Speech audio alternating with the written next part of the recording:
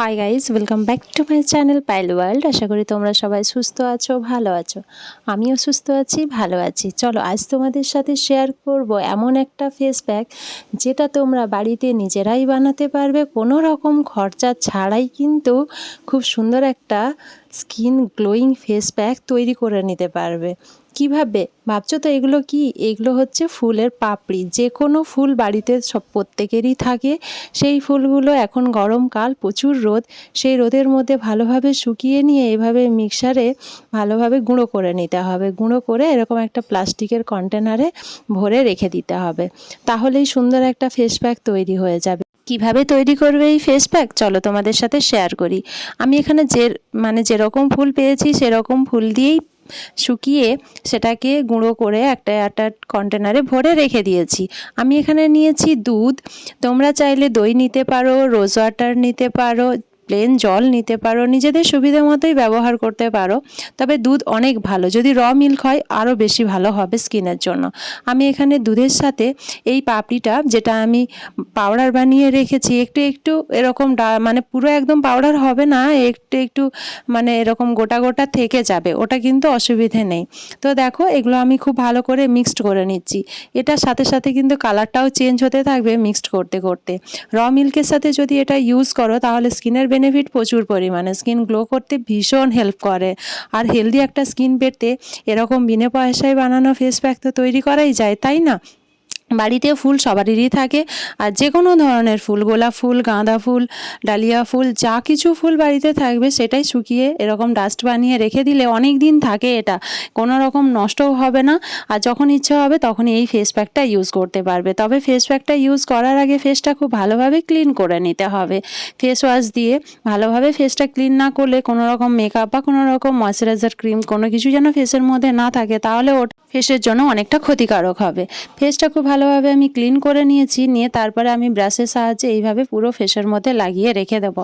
লাগিয়ে রেখে দেওয়ার পর এটা যতক্ষণ না ড্রাই হবে ততক্ষণ ছেড়ে দেবে নর্মালি।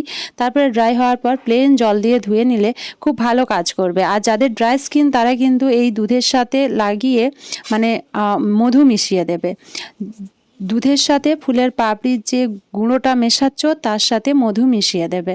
তাহলে যাদের ড্রাই স্কিন তাদের স্কিনটা অনেক বেশি হেলদি থাকবে, কোনো রকম ড্রাইনেসটা খুব বেশি পরিমাণে থাকবে না। এটা সপ্তাহে 1 থেকে 2 বার করতে পারো।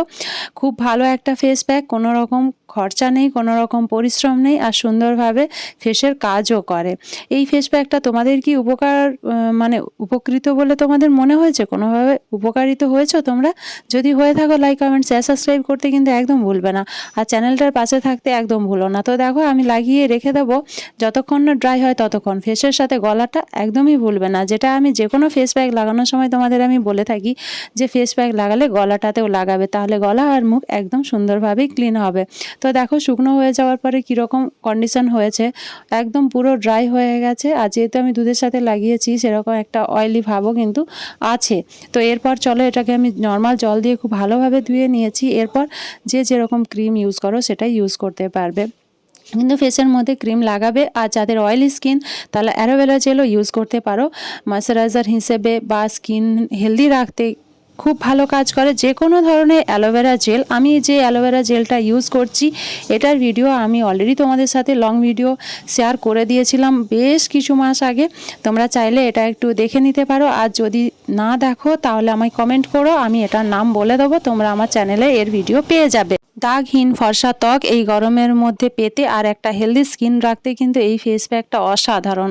যাতে কোনো খরচা নেই, কোনো পরিশ্রম নেই, খুব সুন্দর একটা ফেস প্যাক পাওয়া যাবে। যখন ইচ্ছে তখনই ইউজ করতে পারবে, কোনো রকম প্রবলেম হবে না। আর যদি তোমাদের কোনো রকম কোশ্চেন থেকে থাকে তাহলে আমাকে কমেন্ট করতে ভুলো না, আমি তোমাদের প্রত্যেকটা কমেন্টের রিপ্লাই দেবো। আর যদি তোমরা অন্য কোনো রকম ভিডিও দেখতে চাও সেটাও কমেন্ট করে জানিও, আমি চেষ্টা করব তোমাদের রিকোয়েস্টেড ভিডিও বানানোর। আজকের ভিডিওটা আমি এখানেই এন্ড করব। সবাই সুস্থ থেকো, ভালো থেকো, সাবধানে থেকো। যারা নতুন আমার এই ভিডিওটা দেখছেন তারা প্লিজ একটু সাবস্ক্রাইব করে দেবেন আর বেল নোটিফিকেশনটা অন করে দেবেন, তাহলে সবার আগে নোটিফিকেশন পৌঁছে যাবে।